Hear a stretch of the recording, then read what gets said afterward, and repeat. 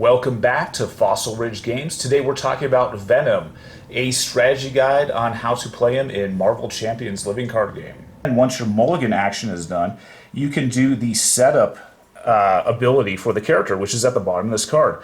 So hopefully you get one of your weapons in either your opening hand or your mulligan, and then what you're going to do is you're going to go into your deck and you're going to just start discarding cards until you get another weapon. So you're going to eat through a hefty portion of your deck. A couple of the times when I was playtesting this, it was pretty hefty, a little bit over 50% when I did this, but I was able to get the guns out quickly. This is what I suggest doing. You don't have to do it. And just understand, if you do eat through your deck, it's going to trigger an encounter card to spawn on you quicker, but I think that's okay. Now let's talk resource management with Venom. On his hero side, you're going to notice that there is a symbiotic bond special effect at the bottom. You can take a point of damage to generate a wild resource.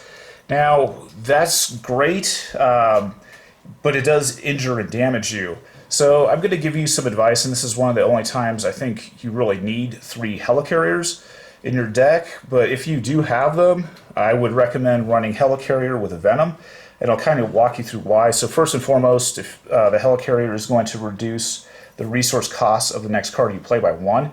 Now, the Venom deck has multiple different special abilities, and I'll go ahead and just throw one onto the table real quick.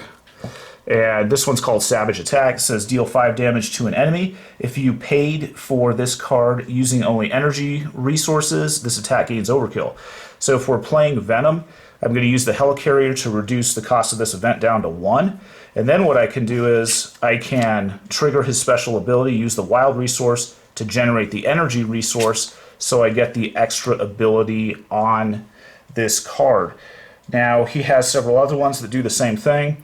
So this one's called Behind Enemy Lines. There are 2 copies of this in the deck. This one's going to eat through mental resources, and you're going to remove 3 threat, but you could also confuse the enemy. So that's a great option as well. The Venom pre-made deck comes with 3 copies of Resourceful. This is a reprint from one of the previous sets. Now you can use this as a wild resource. Alternatively, you can put it into play and then burn it as a wild resource in the future, which is kind of a cool idea.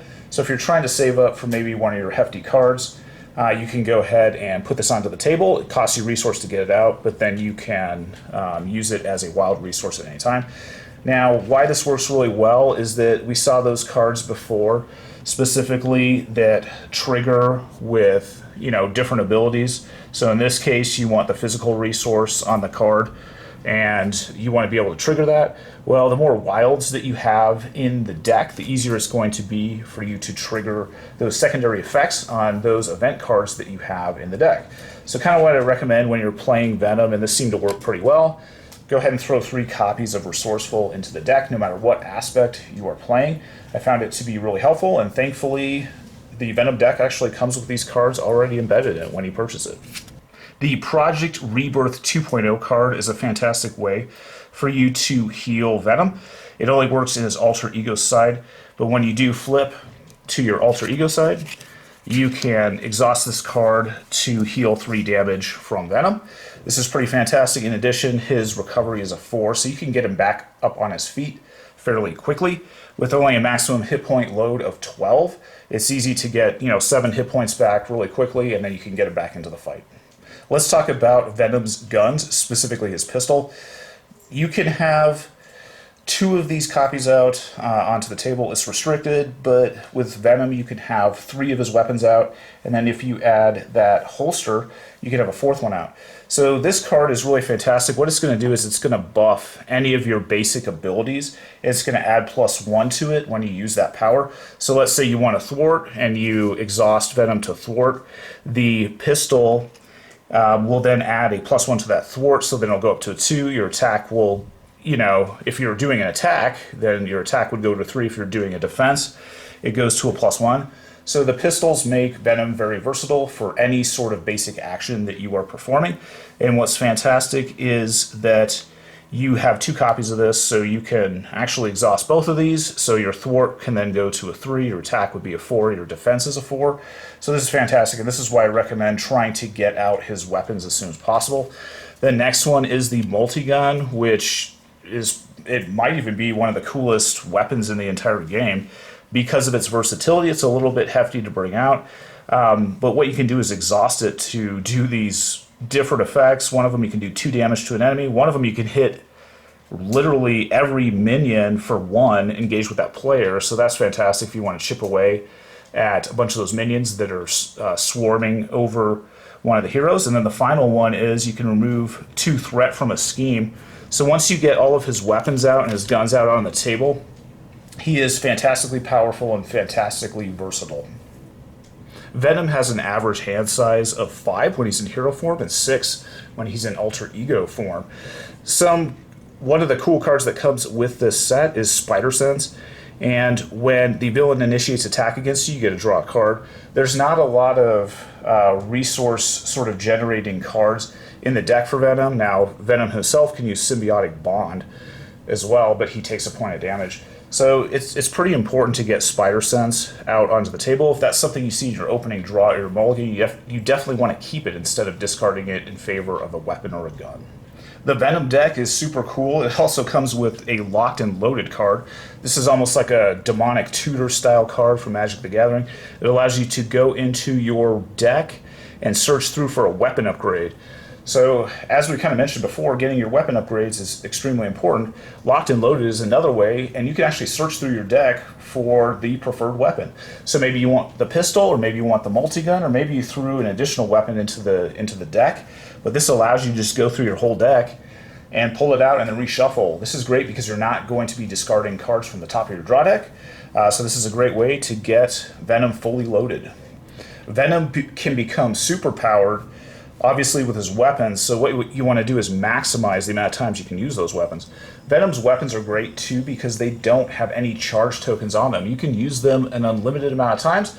The only problem is they exhaust every time you use them.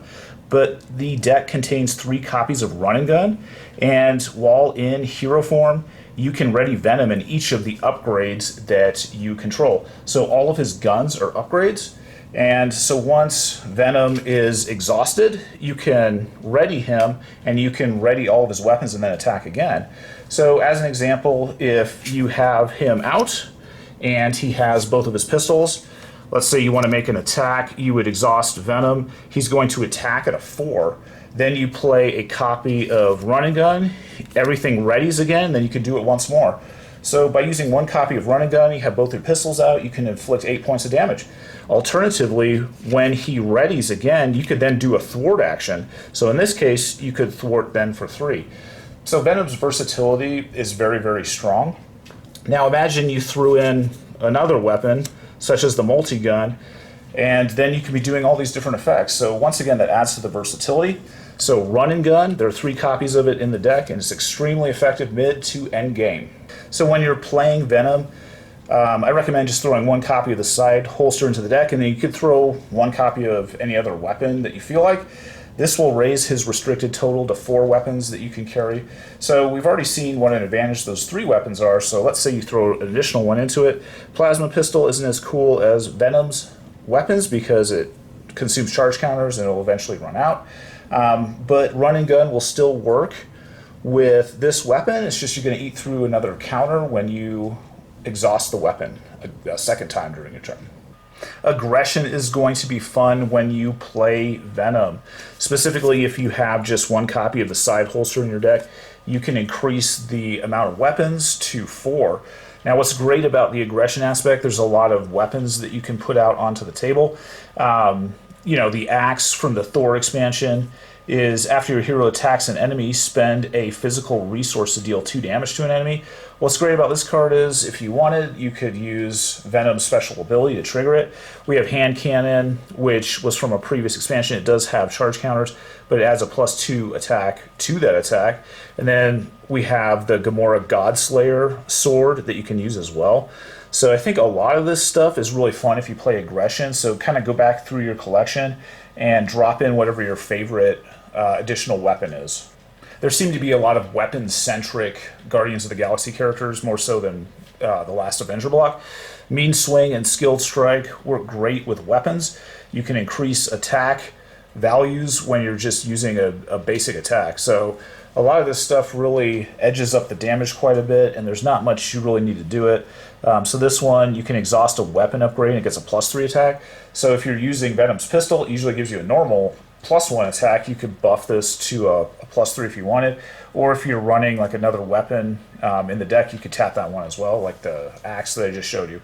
So weapon-centric style decks are definitely very viable in the Guardian block. And then here's a new card that came in the Venom set as well, and this one's ridiculously effective. And it's exhaust a weapon upgrade you control to deal 5 damage to an enemy. That's pretty significant, and the cost is only 2. So when you're playing with Venom, obviously this came with Venom, it's a great card to stick into the mix as well. The aggression aspect mixed with Venom just offers a wealth of different things to do. Here are 3 different cards in which if you have physical resources, you can kind of get just something extra. So a lot of what Venom is about, specifically a lot of his event cards, is getting something additionally if you have the corresponding resource. So the aggression aspect has a wealth of these cards.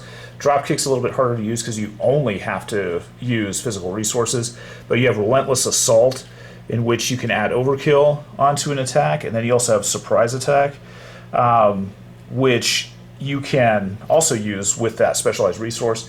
So think of it this way, Venom is almost about just getting something extra. So the aggression aspect has a wealth of different things that you can use, and it's very, very versatile and a great choice to use with Venom. When playing the leadership aspect, I actually enjoyed this quite a bit. I was a little bit surprised how fun it was for Venom to be a leader. In this case, I threw a host of allies into the deck. It was anywhere from 9 to 10, I believe, and during the playtesting, it worked really, really well. What I thought kind of worked well with this deck, there's a new copy, or there's a new card called Welcome Aboard. Think of this as basically like a 2-resource, just as a 2-resource, a double resource. When you play it, it's going to reduce the resource cost of the next ally played by 2. So it's almost like you throw it into the discard pile and you get 2 resources. It's very similar to if you were playing the Power of Leadership. Now, in conjunction with having those cards, you can have just your basic resource cards, so Energy, Genius, and Strength, and you can put those into the deck.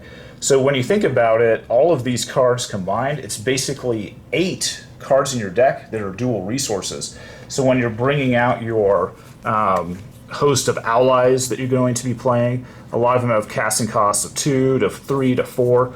So you can bring out your allies very, very quickly by just using all of these different copies, and there's nothing really difficult about that. Something else that seemed to work pretty well with Venom is this morale boost card. Now, when you play this, the hero gets a +1 to all of their basic stats until the end of the round, which is great. So if you're going to be playing any copies of Run and Gun, just understand that Venom is then going to be a little bit more powerful and potent. All of his basic abilities are going to go up 1 based upon the morale boost. So then when you ready him again with the Run and Gun, you're going to get those bonuses again because these last until the end of the round. It's not just for 1 attack or whatnot. So this is a great way to kind of superpower him. It's really cheap, and I found it to be really effective. A couple cards I kind of liked when I was messing around with the Justice aspect with Venom were these 2 cards. What I kind of like about Venom, he's very versatile, and you can use him to remove threats and deal damage on the same turn. What I liked was Concussive Blow. Sometimes this card's hard to play because you just don't have that physical resource, but with Venom's special ability, where you can take a point of damage and generate a wild resource, I found that Concussive Blow was pretty easy to play. What's great about this card is that you can confuse the enemy and deal 3 points of damage. So that's a really sort of potent card. I also had fun kind of mixing it with Stealth Strike as well. So once again, you're kind of, doing 2 different things at once. In this case, you're going to deal 4 damage to an enemy, and if you wipe out that enemy, and usually I target minions, obviously, with Stealth Strike, then you're going to remove 2 threat from a scheme. So it really kind of plays well into his sort of versatile nature with his weapons and his guns. Something else that I thought was interesting, this came in the set, and this is Making an Entrance, and it basically adds a thwart of +2 to the hero. Now, if you remove all threat from the scheme, you can heal 2 damage from your hero.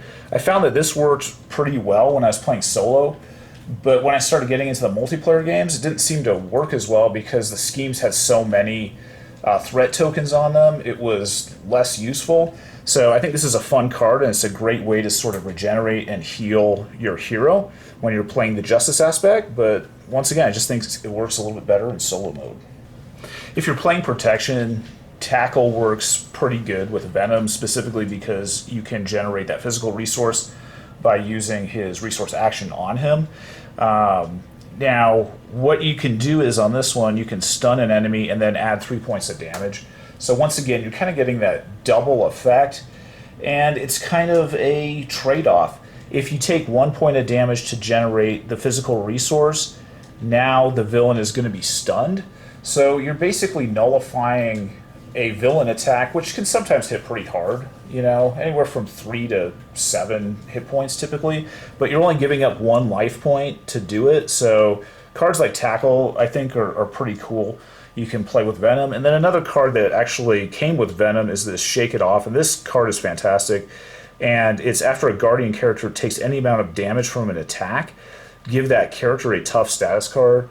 This is pretty cool, and it allows you to soak up a subsequent hit from the villain, and it only costs 1 resource. I mean, the downside to it is it's only for Guardians of the Galaxy expansion block. You can't use it on the Avengers, but I think it's a pretty potent ability, specifically if you mix it with any of the Guardians of the Galaxy.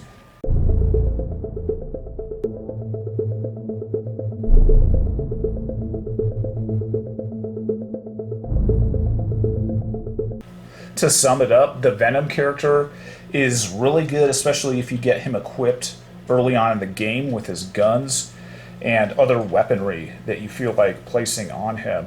The quicker you get him fully loaded, the quicker you can take over the game. What I noticed is that, especially in the first couple turns, if you get him fully loaded, it's clearly in your favor. The game is clearly in your favor, especially if you're playing solo. I found in multiplayer games, he scales pretty much the same as any other hero when you're playing them, you know, mid to late game. But seriously, if you're looking for a good solo character, I found him very easy to play. A lot of the scenarios were very manageable. The villains weren't that tough. The scenarios weren't that tough. Threat mitigation is pretty good with him.